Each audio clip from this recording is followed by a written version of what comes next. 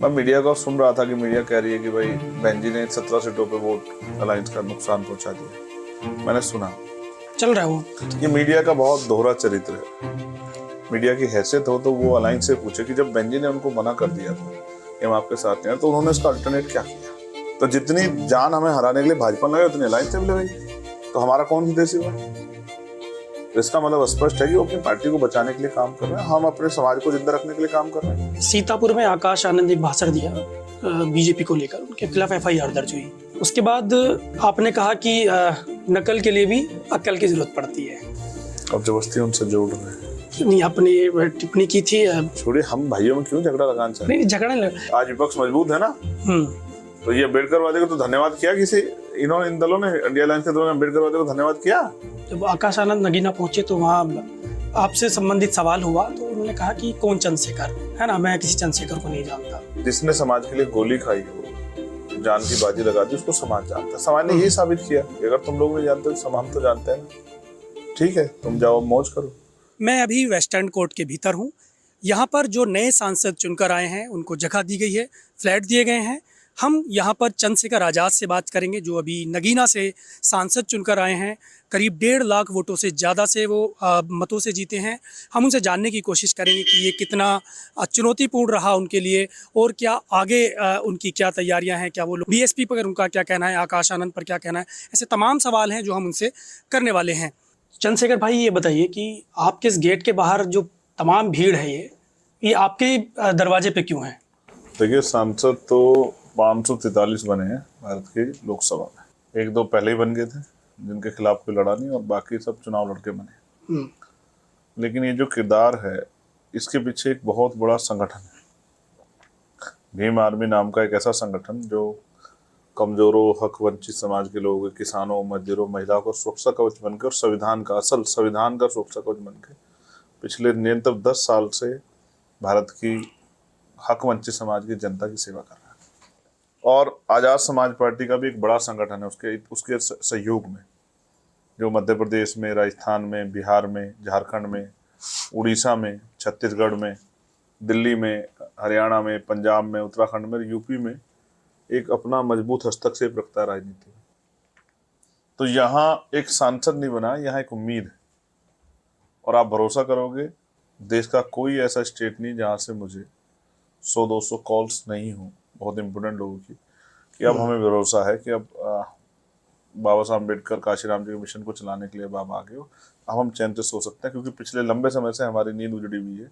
हमें लगता है कि हमारी कोई वॉइस पार्लियामेंट में नहीं है। एक अम्बेडकरवादी आया तो हमें बड़ा विश्वास है कि अकेला जो है हम सबकी जो है उन 130 एमपीओ को भी बोलने के लिए मजबूर कर देगा, और तमाम पार्टियों के लोगों को बोलने के लिए मजबूर कर देगा कि वो दलित, पिछड़े, आदिवासी, मुस्लिम और अन्य धार्मिक अल्पसंख्यक किसानों के मुद्दे पे बोले। आप लंबे समय से सड़कों पर लड़ाई लड़ रहे थे, अभी सदन में पहुंच गए हैं आप, तो ये क्या लड़ाई जो है सदन में भी उसी तरह से आवाज़ गूंजेगी जिस तरह से अभी तक आप सड़कों पर लोगों के हित के लिए, उनके संघर्ष के लिए लड़ाई कर रहे थे? ये बूस्टर है, बूस्टर लगाया तो और तीखे और जो बुनियादी सवाल है वो सरकार से पूछे जाएंगे, स्टेट में जो सरकारें उनसे पूछे जाएंगे, और जो नए अवसर मिलने चाहिए वंचित वर्गों को उसके लिए भी सवाल होंगे। सरकार अगर कोई गलत पॉलिसी लाएगी, एंटी कॉन्स्टिट्यूशनल या जो है जनहित के अगेंस्ट कोई वो लाएगी, पॉलिसी लाएगी, कोई कानून बनाएगी, उस पर विरोध भी होगा। सरकार कोई अच्छी चीज़ करेगी, उस पर सरकार का स्वागत भी होगा। तो सड़क की लड़ाई भी लगातार जारी रहेगी, सड़कें भी सुनी रहेंगी। अब ऐसा है कि अब इस आवाज़ को एक प्लेटफार्म मिला है जो देश भर में और दुनिया भर में सुनी जाएगी। पिछली बार हमारी आपसे मुलाकात हुई थी तो मैंने पूछा था कि आप कहाँ से चुनाव लड़ेंगे, तो आपने नगीना का नाम लिया था। आप नगीना से चुनाव भी लड़े, लेकिन आपका जो गृह क्षेत्र है वो सहारनपुर में आपका घर पड़ता है। तो इस सीट को चुनने की कोई खास वजह? तो ये सहारनपुर भी हम ही जीते हैं, सहारनपुर हमसे बाहर कहाँ है। लेकिन सच ये है कि पार्टी का फैसला था, क्योंकि नगीना का हिस्ट्री अब जब देखोगे तो आपको मिलेगा कि वहाँ मीरा कुमार लड़ती मिलेंगी, वहाँ आपको जो है रामविलास पासवान जी लड़ते मिलेंगे, वहाँ आपको वहाँ से जीत के बहन जी 89 मेंबर पार्लियामेंट, तो वहाँ भी एक लेगेसी चल रही है बहुजन लीडरशिप की। हाँ। तो ये पार्टी का फैसला था कि हमें नगीना लड़ना है, और नगीना पार्टी का फैसला मेरे सर में आता है। मैं तो पार्टी का एक ईमानदार समर्पित वर्कर हूँ। पार्टी ने जो आदेश दिया मैंने उसका पालन किया। इस चुनाव में क्या किसी ने आपकी मदद की, चाहे वो सहारनपुर से जो आपके सांसद साहब जीत के आए हैं, महमूद देखिए, इमरान इमरान मसूद साहब? मेरी जो सबसे बड़ी मदद की वो हमारे धार्मिक गुरुओं ने की। चाहे वो सतगुरु रविदास जी महाराज को मानने वाले हमारे धार्मिक गुरु हों, चाहे वो इस्लाम को मानने वाले हमारे धार्मिक गुरु, चाहे वो सिख जो लेगेसी है हमारी गुरु ग्रंथ साहिब को या गुरु नानक देव जी को मानने वाले हमारे धर्म गुरु हों, या जो है हमारे क्रिश्चियन धर्म को मानने वाले धर्म गुरु हों, या जो है और हिंदू धर्म को मानने वाले भी कुछ धर्म गुरुओं ने हमारी वहाँ मदद की, जो न्यायप्रिय और एक मजबूत वाइस ईमानदार आदमी को, नए आदमी को मौका देना चाहते थे। साथ साथ जो है बुद्ध धर्म को मानने वाले हमारे बनते लोगों ने भी जो है सब लोगों ने मेरी मदद की। उसके साथ साथ जो पुराने बहुजन मिशनरी हैं उन्होंने मेरी बहुत मदद की। और भीम आर्मी आज़ाद समाज पार्टी का तो मैं ऋणी हूँ कि एक एक वर्कर ने अपनी हिम्मत से बढ़ के मदद की। आपको मैं इसका एक उदाहरण भी दूंगा। उसके साथ साथ नगीना की महान जनता की मदद मुझे हमेशा मिली पहले दिन से। उन्होंने मुझे नोट भी दिया और वोट भी दिया। जब मैं केतली लेके जाता था तो वो मेरे तेल का पैसा भी जुटाते थे, मेरा खाने का पैसा भी जुटाते थे, और उन्होंने मुझे वोट भी भरपूर दी। मुझे 52% करीब वोट मिला है और 48 में पूरा विपक्ष है और 70 विपक्ष सब लोग हैं। तो इसका उदाहरण मैं आपको बताता था कि जब चुनाव चल रहा था तो बीच में रमजान आया और ईद का त्यौहार आया। मुस्लिम समाज के जो लोग हैं वो पूरे जो है 1 महीना रोजा रखते हैं और फिर अपना ईद का त्यौहार अपने परिवार के साथ मनाते हैं। लेकिन जो भी वर्कर पार्टी का वहाँ, चाहे झारखंड का हो या बिहार का हो या राजस्थान का हो, जो भी वर्कर वहाँ आया, चाहे वो हिंदू धर्म में आस्था रखने वाला हो या इस्लाम में या सिख में या जैन में या क्रिश्चियन में, कोई भी अपने घर नहीं लौटा। उन्होंने ईद भी अपनी वहीं मनाई। उन्होंने कहा हमारी ईद 4 तारीख को होगी जिस दिन हमारी मेहनत सफल होगी और चंद्रशेखर मेंबर ऑफ पार्लियामेंट बनेंगे। आप इंडिया अलायंस का हिस्सा बनना चाहते थे, आपने कोशिश की, शामिल नहीं हो पाए, लेकिन क्या जीतने के बाद राहुल गांधी, अखिलेश यादव, जयंत चौधरी किसी का फ़ोन आया, बधाई दी? देखिए, मुझे मेरे लोग ही इतनी बधाई दे रहे हैं।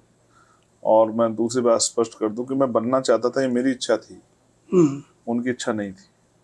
उनकी इच्छा होती तो वो शायद मेरा सहयोग लेते। वो मुझसे और मेरे समाज से वोट तो चाहते थे। आप जितने भी विपक्ष के लोग जीते हैं उनमें से एक आदमी खड़ा होकर बताया कि आप बिना अम्बेडकरवादियों के वोट क्यों जीते हैं। और अम्बेडकरवादियों ने भारतीय संविधान की रक्षा के लिए, लोकतंत्र और अपने अधिकारों की रक्षा के लिए उनको वोट किया। लेकिन उन्होंने इस बात के साथ वोट किया जब मैंने उनसे कहा कि आप इस समर्थन को मजबूत करो क्योंकि आज की ये नीडेड है। वो काशीराम साहब कहते थे भाई मैं गलती कर सकता हूँ, आप मत करना। तो उन्होंने भले ही मेरे साथ जिस तरह का व्यवहार किया, लेकिन मैंने अपनी जिम्मेदारी अदा की। मैं 2 सीटों पर चुनाव लड़ा। एक नगीना जहाँ हम जीते, वहाँ विपक्ष से ज़्यादा हमें वोट मिला, टोटल विपक्ष से। और दूसरा हम लड़े डुमरियागंज जो नेपाल बॉर्डर पे है, वहाँ हमें 80,000 वोट मिले। हम 2 ही सीटों पर लड़े। ये इस बात का उदाहरण है। वहाँ बसपा को 3% वोट मिला, हमें 9% वोट मिला। कि अगर हम सभी सीटों पर प्रत्याशी लड़ाते तो परिणाम शायद कुछ और होते। लेकिन हमने अपनी जो है जिम्मेदारी अदा की और वो वोट इस बात का गवाह है कि समाज जो है हमारी बात के साथ खड़ा होता है। अगर हम सभी सीटों पर लड़ाते तो हर सीट पे 1 लाख के कम अंतर से जो सीटें जीती हैं तो वो विपक्ष के हाथ से निकल जाती। तो हमने अपनी रिस्पॉन्सिबिलिटी को, ये मैंने देश भर में किया। देश भर में हमारा संगठन है और मैंने देश भर में किया और इसलिए किया कि मैं अपनी जिम्मेदारी को समझता और मुझे अपनी जिम्मेदारी अदा करनी थी। और मैं आज भी अपनी जगह खड़ा हूँ। मुझे नगीना के लोगों ने आशीर्वाद दिया और देश भर के बहुजन समाज की उम्मीद हूँ मैं, उनका जो है उनकी निगाह मेरे ऊपर है। मैं उनको निराश नहीं करूँगा। मैं उनकी लड़ाई लड़ूंगा, पार्लियामेंट में भी लड़ूंगा, पार्लियामेंट के बाहर भी लड़ूंगा। उनके मुद्दों पर मुखर रह के आवाज़ उठाऊंगा, सरकार से सवाल पूछूंगा।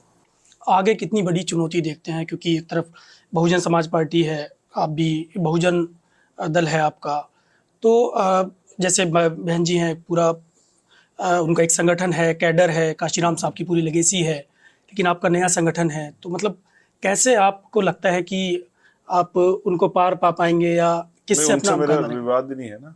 मीडिया को ये समझना चाहिए कि सब सत्ता में बैठे लोगों से लड़ रहे हैं। समाज तो हमेशा से परिवर्तित होता रहा। समाज एक समय बाबा साहब अम्बेडकर के साथ था, उनके बाद समाज लंबे समय तक कांग्रेस के साथ रहा, बाबू जगजीवन के नेतृत्व। फिर वहाँ से हटके जब हमारा लीडर आया माननीय काशीराम साहब आए तो माननीय काशीराम साहब के साथ आ गया। फिर लंबे समय तक माननीय बहन जी के साथ रहा। अब आज़ाद समाज पार्टी चंद्रशेखर आज़ाद के साथ हो रहा है। समाज तो अपने आप अपना नेता खोज लेता है।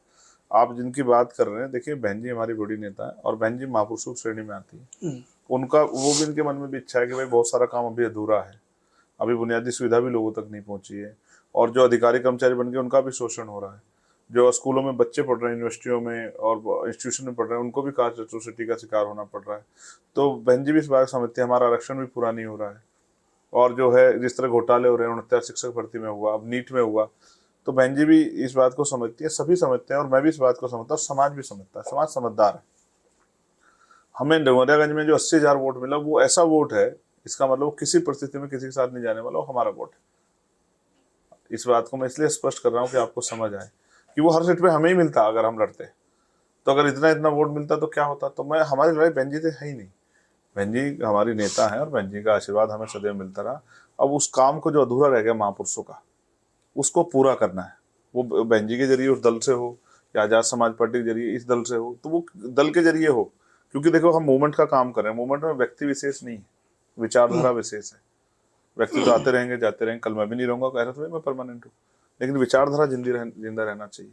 जैसे आरएसएस ने कितने लोगों पे दांव लगाया, कितने मोदी जी से पहले प्राइम मिनिस्टर बदले, कितने उन्होंने अध्यक्ष बदले। तो ऐसा थोड़ा ही कि एक जो आदमी चला गया उसके साथ चला गया, नहीं, उनकी विचारधारा जिंदा थी। तो विचारधारा पर आधारित आंदोलन है, तो हमारा विचारधारा का आधारित आंदोलन होने का नहीं, चलता रहेगा। और फिर मैं कह रहा हूँ, अभी जितना हम पे समय हम ईमानदार से काम करेंगे, हमारे बाद जो बचाव काम है कोई और आके करेगा। हम तो कोशिश करेंगे किसी जीवन में महापुरुषों के मिशन को सफल कर जाएं, लेकिन अगर कोई कमी रहेगी तो हमसे बाद आने वाले करेंगे। लेकिन हमें संकल्प बहुत मजबूत है, तो हम अपनी पूरी मेहनत करेंगे। और समाज कितना उनको सपोर्ट कर रहा है ये भी आप बेहतर जानते हैं। उनका वोटिंग परसेंट डाउन हो रहा है, उनकी सीटें डाउन हो रही है, इस बात का उदाहरण 78 पे तो नहीं मैं लड़ा, 78 पे समाज ने कितने एमपी उनके जिता दिए, और देश भर में जहां मैं लड़ा उनके कितने एमपी जिता दिए। तो समाज समझदार है, समाज देखता है, और अब उनके पास विकल्प है। पहले विकल्प नहीं था, तो अब उनके पास विकल्प है। अब वो मन बना के बैठे कि अब चंद्रशेखर को ताकत देनी है, इनका हुनर भी देखना है, इनसे भी काम लेना है। अभी कई सीटों पर उपचुनाव है, तो आप लड़ेंगे फिर आगे कई पार्टी विधानसभा चुनाव लड़ेगी, पार्टी सभी चुनाव सीटों लड़ेगी। पर? यस, पार्टी मैक्सिमम सीटों पर चुनाव लड़ेगी। बिहार में उपचुनाव पार्टी वहां भी लड़ेगी, और उत्तराखंड में उपचुनाव पार्टी वहां भी लड़ेगी। और जहां भी उपचुनाव होगा, देखियो मैंने क्या किया, 2022 में मैं समाज के बीच गया, तो समाज ने मुझसे कहा कि भाई इस बार हम बहन जी को चीफ मिनिस्टर बन जाए उत्तर प्रदेश में, तो आपका साथ लें। तो मैंने कहा ठीक है भाई, समाज बड़ा है, हम लोग छोटे, तो मैंने समाज की बात मानी। तो मैंने बहन जी को मौका दिया, ज्यादा सीटों हम लोग नहीं लड़े। फिर इस बार अलायंस में जो है समाज भी और हम भी ये चिंतन में थे कि भाई कैसे करें। तो लेकिन आप खुद तो लड़े थे गोरखपुर से। हाँ, तो अब आप समझिए ना, 403 सीटें हैं, तो अगर हमने पार्टी बनाई तो घर तो नहीं बैठेंगे। अगर हम भी लड़ेंगे तो इसका मतलब तो पार्टी फिर बचेगी नहीं। तो उसके कुछ क्राइटेरिया भी, इतनी सीटें लड़नी पड़ेगी, नहीं लड़ेंगे तो पार्टी खत्म हो जाएगी। तो जो सेकंड वाला थॉट है उसको मैं उसको स्पष्ट करूं कि भाई अब हम लोग इस उम्मीद के साथ हुए हैं कि सेकंड वाला जो ट्रम्प सब आया पार्लियामेंट का, तो हमने इनकी मदद की, अलायंस के लोगों की। पहले हमने बहन जी की मदद की 22 में कि भाई आप लड़ो मैक्सिमम सीटों पर, फिर हमने अलायंस के लोगों की मदद की, भाई आप लड़ो मैक्सिमम सीटों पर। अब हम देश भर में जो हमारा संगठन है, हम उनसे अपील ये कर रहे हैं कि भाई अब आप इनकी भी मदद ना करो, ना इनकी मदद करो। अब आप आजाद समाज पार्टी को छोटे छोटे और बड़े से बड़े चुनाव वोट दो, आजाद समाज पार्टी को ताकतवर बनाओ, इसको मजबूत करो, इसको सींचो। अब आप, हम छोटे छोटे और बड़े से बड़ा सभी चुनाव लड़ेंगे। एक बात मैं आपका ध्यान आकर्षित करूंगा, मैं मीडिया को सुन रहा था कि मीडिया कह रही है कि भाई बहन जी ने 17 सीटों पे वोट अलायंस का नुकसान पहुंचा दिया। मैंने सुना, चल रहा है वो ये मीडिया का बहुत दोहरा चरित्र है। मीडिया की हैसियत हो तो वो अलायंस से पूछे कि जब बहन जी ने उनको मना कर दिया था कि हम आपके साथ नहीं, तो उन्होंने इसका अल्टरनेट क्या किया। हम ये बात तब मानी जाती कि तब उन्होंने चंद्रशेखर को साथ लेके कहा होता चलो भाई बहन जी नहीं आ रही तो आप हमारे साथ रह के अपने समाज से भी कहो और बहुजन समाज से कहो कि वो अलायंस में मदद कराएं हमारी। लेकिन उन्होंने तो ऐसा नहीं किया। इसका मतलब क्या है, क्योंकि वो इस समाज को संविधान और तमाम नाम पे वोट ही तो चाहते थे ना। वो कहाँ चाहते हैं समाज में लीडरशिप पैदा हो जाए। लीडरशिप पैदा हो ना हो तो जैसे उन्होंने मध्य प्रदेश इसमें पंजाब में अपने प्रत्याशी और उसको भी कहा आम आदमी पार्टी, वैसे अलायंस में थी दिल्ली में, लेकिन वहाँ अलग अलग लड़े। और ऐसे ही वो बंगाल में लड़े, तो हमारी सीट छोड़ते तब हम मानते कि वो हमें मदद करना चाहते हैं। तो जितनी जान हमें हराने के लिए भाजपा लगे उतनी अलायंस से भी लगाई, तो हमारा कौन हितैषी हुआ। तो इसका मतलब स्पष्ट है कि वो अपनी पार्टी को बचाने के लिए काम कर रहे हैं, हम अपने समाज को जिंदा रखने के लिए काम कर रहे हैं। जब आकाश आनंद नगीना पहुंचे तो वहाँ आपसे संबंधित सवाल हुआ, तो उन्होंने कहा कि कौन चंद्रशेखर है ना, मैं किसी चंद्रशेखर को नहीं जानता। लेकिन आप एक बड़ी जीत वहाँ से करीब 1.5 लाख वोटों से ज़्यादा से जीत के आए, आप इस पे कुछ। जिस आदमी ने पिछले 11 साल से दिन रात समाज की सेवा की हो, जिस आदमी ने दिल्ली जैसी जगह में लाठियां खाई हो, मुकदमे झेले हो, जिसने 16-16 महीने समाज के लिए लड़ाई लड़ी हो, जो समाज के हर सुख दुख में खड़ा रहता हो, उसको कोई धन्ना सेठ का बेटा, उद्योगपति का बेटा जाने जाने, लेकिन समाज जानता है। जिसने समाज के लिए गोली खाई हो, जान की बाजी लगा दी, उसको समाज जानता है। समाज ने यही साबित किया कि अगर तुम लोग नहीं जानते तो हम तो जानते हैं ना। ठीक है, तुम जाओ मौज करो, हम अपनी औलाद को, हम अपने खून को आगे बढ़ा के भेजेंगे। तो उन्हीं लोगों ने वोट दिया ना। 1% वोट मिला है बसपा को, आपको पता है? हमारी लोकसभा में जहाँ हम लड़े 13,000 के आसपास वोट मिला। 1%, हाँ, 10 लाख वोट पड़े हैं, तो 1% वोट पड़ा। आप इसको समझते क्या? तो 99% समाज ने मुंह फेर लिया। एक आधा और भाषण देते तो 1% भी चला जाता। समाज समझदार है, समाज देखता है कि भाई अब वो हमारे लिए 24 घंटे साथ में खड़ा है, तो हमें भी उसकी मदद करनी है। समाज ने वोट देकर समाज ने तो बनाया ना भाई। पहले समाज साथ खड़ा हुआ, फिर मुस्लिम भाईचारा साथ खड़ा हुआ, फिर किसान भाई साथ खड़े हुए, फिर मेरा पिछड़ा वर्ग पूरा मेरे साथ खड़ा हुआ। पाल, प्रजापति, कश्यप, सैनी, मौर्य, साक्य, कुशवाहा, जाट, गुजर, तमाम भाई के साथ खड़े हुए। वाल्मीकि समाज मेरा पूरा साथ खड़ा हुआ। उन्होंने कहा भाई चलो आगे बढ़ के हमारे मुद्दों पे लड़ो, जाके हम सीवर में हमारे साथ वो होती है सफाई कर्मचारियों के साथ, हमारे सफाई कर्मचारियों की लड़ाई लड़ो, हम ठेकेदारी संविदा में परेशान, हमारी लड़ाई लड़ो। और तमाम लोगों ने लड़ाई मेरी मदद की। अब मैं अब जब आ गया हूँ तो आप देखना, हर आदमी का मुद्दा उठाऊंगा। मैं पुलिस के लोगों का मुद्दा उठाऊंगा कि पुलिस को जिस तरह फ्रस्ट्रेशन का शिकार वो हो रही है, 48 घंटे की ड्यूटी, 60 घंटे ड्यूटी, ये क्या मतलब है? मैं चाहता हूँ इंडियन पुलिस एक्ट में बदलाव हो और 8 घंटे की ड्यूटी पुलिस की हो। 8 घंटे ड्यूटी करे और अपने परिवार के साथ रहे, और हफ्ते में एक दिन छुट्टी मिले उनको, उनकी वेतन विसंगता दूर हो, उनको भी उनको भी जो है उनके जीवन के साथ खिलवाड़ ना हो। जिस तरह की ड्यूटी उनसे ले रहे हैं कि हम उनको मारना थोड़े चाहते हैं, तो उनके साथ भी फ्रस्ट्रेशन दूर हो। आदमी अपने परिवार में आता, संतोष मिल जाता है उसको। तो 8 घंटे की ड्यूटी करे तो अपने परिवार में आ जाए। तो मैं तो कोशिश करूंगा किसानों की जो है कि जिस तरह जब जमीन छीनी जाती है, मुआवजा कम दिया जाता है, किसानों की तरह फसल नष्ट कर दी जाती है, जिस तरह से उद्योग धंधे लग रहे हैं वहाँ किसानों के बच्चों को रोजगार नहीं मिलता, तमाम जो लड़ाई है। और नौजवानों के लिए लड़ूंगा मैं भी कि जो हमारा छात्र संघ का चुनाव जिसको खत्म कर देगा उसको बहाल किया जाए। छात्र संघ चुनाव बहाल होगा तो गरीब के बेटे को भी यूनिवर्सिटी में सीखने का मौका मिलेगा, तो नेतृत्व पैदा होगा। तो ये जो राजा महाराजा और पैसे वाले धन्ना सेठों के बच्चे नेता बनते जा रहे हैं ना, ये लेगेसी खत्म होगी। काम करने वाला मेरे जैसा मेहनती आदमी आएगा तो बदलाव होगा समाज में। आप अलायंस की बात करें, जब चुनाव आप लड़ रहे थे तो आपने कहा था कि अगर मैं जीत के आया तो जो मेरी सीट है, मैं जीत के आऊँगा तो ये गठबंधन के काम आएगी, है ना? तो क्या अभी भी आपकी जो सीट है वो तो अगर जरूरत पड़ी तो गठबंधन के गठबंधन साथ गया ही नहीं। लेकिन जिन्होंने मुझे नहीं, हराने के लिए, आपने कहा था चुनाव के दौरान हाँ कि मैं मुझे यही कह रहा हूँ, हाँ, जिन्होंने मुझे हराने के लिए एडी चोटी का जोड़ लगा दिया, उनमें अगर जरा सी भी शर्म होगी तो फिर मैं क्या कहूँ। जिन्होंने मुझे हराने के लिए एडी चोटी का जोड़ लगा दिया, वो किस मुंह से मुझसे कहेंगे कि हमारी मदद कर दो।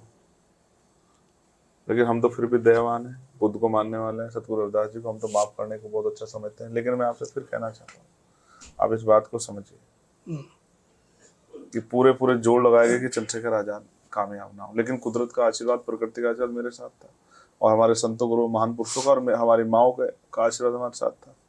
तो इसलिए हम जीत गए और आगे भी हम जीतते रहेंगे, और हम जनता का काम करते रहेंगे, जनता की लड़ाई लड़ते रहेंगे। हम अपनी बात पर अटल हैं कि हमारा जो जीवन है वो समाज के नाम समर्पित है। ना हम पैसा या सुख सुविधा के लिए राजनीति कर रहे हैं, हम तो अपने महापुरुषों के आंदोलन को आगे बढ़ाने के लिए राजनीति कर रहे हैं। लेकिन सवाल ये है कि अगर उनको मेरी इतनी फिक्र थी तो वो फिर अपने जो पूरी जो है जोड़ लगाए वो काहे को लगाए। उनको पता है उनकी पार्टी में जो दलित नेता जीत के आएगा उसकी हैसियत नहीं अपने समाज के लिए बोल दे। मैं देखूंगा पार्लियामेंट में जो लोग संविधान लेके घूम रहे थे वो कितना संविधान पे बात रखेंगे। ये सवाल आएगा अभी, अब देखना, मैं पूछूंगा उनसे भी, जो संविधान के नाम पे वोट लिए हैं हमारे लोगों का, वो कितना संविधान संबद्ध जब कार्य होगा संविधान के विरोध में तो क्या करेंगे। पहली बार ऐसा हुआ है कि समाजवादी पार्टी को दलितों ने वोट किया, समाजवादी को नहीं किया, इंडिया अलायंस को समाजवादी सीटों पे। फिर आप समझो, हमेशा से अम्बेडकरवादी बहुजन भाईचारे के साथ थे और बहुजन समाज एकजुट रहे, इस बात को मानते थे और इस बात की अहमियत को समझते थे। बीजेपी नेताओं के बड़बोले पड़ने उनको हार के कगार पे ले जाकर गए। उन्होंने बड़े बड़े भाषण दिए कि हम ये कर देंगे, संविधान बदल देंगे, ये तो कभी अम्बेडकरवादी बर्दाश्त नहीं कर सकता। तो इसलिए उन्होंने, और फिर हमने उनको इशारा दिया कि चलो भाई ये जो अहंकार में जो लोग हैं इनका अहंकार तोड़ो, तो अहंकार तोड़ने के लिए उसने मदद की। ठीक है, तो ये एक राजनीतिक समझदारी है, राजनीतिक समझदारी दिखाना चाहिए। आज विपक्ष मजबूत है ना, तो ये अम्बेडकरवादी को तो धन्यवाद किया किसी, इन्होंने इन दलों ने इंडिया अलायंस के दलों ने अम्बेडकरवादी को धन्यवाद किया, किसी इंटरव्यू में किया हो धन्यवाद कि भाई अम्बेडकरवादी बहुत बहुत धन्यवाद, आपने हमारी मदद की। तो क्या मुद्दे रहेंगे? पहली बार आप सदन पहुंचेंगे? जनहित के जितने मुद्दे हैं उन सब पे हम बात करेंगे। बात अगर मेरी स्पेशली लोकसभा की जाए तो वहाँ बेरोजगारी बहुत बड़े पैमाने पे, वहाँ के नौजवान को काम करने के लिए अन्य अन्य प्रदेशों में जाना पड़ता है। बहुत सारे लोग महाराष्ट्र जाते हैं। मेरा 1 लाख से ज़्यादा वोट तो अन्य अन्य प्रदेशों में था, उसको मुझे बड़ी मुश्किल बुलाना पड़ा, वरना वोट मिलते मुझे 6.5 लाख। तो वो उत्तराखंड में भी जाते हैं काम करने के लिए, वो पंजाब में भी जाते हैं, वो हरियाणा में भी जाते हैं, वो जो है दिल्ली में भी आते हैं। तो मैं ये चाहता हूँ कि भाई हमारे क्षेत्र में इंडस्ट्रियल एरिया लगे और वहाँ के नौजवानों को रोजगार मिले।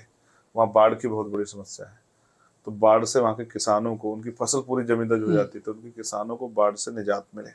उसके साथ साथ हमारे यहाँ कोई भी यूनिवर्सिटी नहीं है, तो मैं चाहता हूँ हमारे यहाँ अच्छे स्कूल, कॉलेज, यूनिवर्सिटियाँ बने और बेटियों के लिए अलग से जो है महिला कॉलेज बने, जिससे कि उनको पढ़ाई में आसानी हो। और मैं चाहता हूँ मेरे क्षेत्र में जो मील है वो समय पर किसानों को पैसा दे। मैं चाहता हूँ मेरे क्षेत्र में जो है एक भी हायर सेंटर नहीं है, तो मेरे क्षेत्र में हम प्रयास करेंगे कि एम्स जैसे हॉस्पिटल बने, जिससे कि वहाँ के गरीबों की भी जान की वैल्यू बने, उनकी जान की भी। क्योंकि देखो हर आदमी अपने परिवार के लोगों से प्यार करता है, लेकिन हायर सेंटर ना होने के कारण कभी कभी कई लोगों की जान चुनाव में मेरे चली गई। तो मैंने उस दिन मत संकल्प कर लिया था कि भाई एक हायर सेंटर बनवाने के लिए मैं पूरी जी तोड़ मेहनत करूंगा।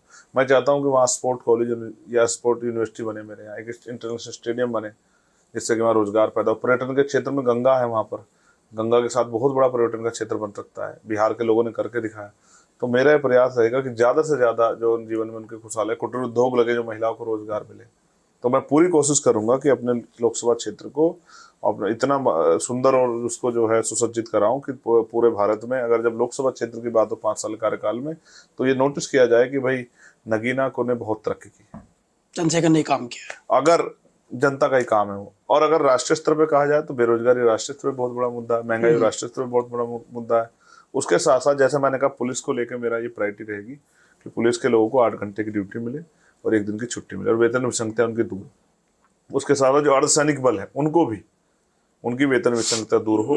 कर्मचारियों के लिए, SC ST OBC के लिए मैं प्रमोशन रिजर्वेशन के लिए मजबूती से लड़ूंगा कि उनको प्रमोशन इन रिजर्वेशन का लाभ मिले। और जो इंस्टीट्यूशन है उनमें जो कास्ट एट्रोसिटी हो रही है उस पर रोक लगे। जो इंस्टीट्यूशन है उस तरह से जहाँ कर्मचारियों के कॉलेज यूनिवर्सिटी में बच्चों के लिए और कर्मचारियों के लिए इंस्टीट्यूशन में जो है उनके साथ जो कास्ट एट्रोसिटी या कास्ट एट्रोसिटी हो रही है या धार्मिक आधार पर जो भेदभाव हो रहा है उसमें रोक लगे। तो मैं पूरा प्रयास करूंगा कि जिस तरह से भी, और मैं पार्लियामेंट में मजबूत आवाज उठाऊंगा कि संविधान को सिलेबस में शामिल किया जाए, क्योंकि लोग अपने ना कॉन्स्टिट्यूशनल ड्यूटी समझते हैं ना कॉन्स्टिट्यूशनल राइट समझते हैं। तो जनता जब तक अपने अधिकार नहीं जानेगी और अपने कर्तव्य जानेगी तो उसका प्रयोग कैसे करेगी। तो देश को हमें जागरूक करना है, इसको भेड़ नहीं बना के रखना कि जनता में भेड़ की तरह वोट करते रहे। उनको शिक्षित बनाना है, उसको जो है उनको तैयार करना है अपने देश के प्रति। जो है कानून पे जब बनाया जाए तो कानून को समझे और कानून पर थोपे ना जाए। न्याय प्रक्रिया बड़ी खराब है हमारे यहाँ भाई। सुप्रीम कोर्ट जो देश का सबसे बड़ा मंदिर है न्याय का, वहां कोई गरीब पहुंच ही नहीं सकता है। तो हम कोशिश करेंगे, हम ये सवाल उठाएंगे कि न्याय प्रक्रिया सरल हो, कि गरीब को भी सुप्रीम कोर्ट, आम आदमी की पहुंच वहां पहुंचे, हाई कोर्ट में भी और उसमें भी। आप महसूस करो, जिस देश में 80 करोड़ लोग सस्ते राशन पर डिपेंड हो, वहां कहाँ से आ जाएगा आदमी सुप्रीम कोर्ट 4-5 लाख रुपए खर्च करके? तो जमीन बिक जाएगी बेचारे की। और फेस वैल्यू वाला वकील चाहिए 10 लाख रुपए पर हेयरिंग, तो अमीर तो कर लेगा हत्या करके भी, तो गरीब कहाँ करेगा?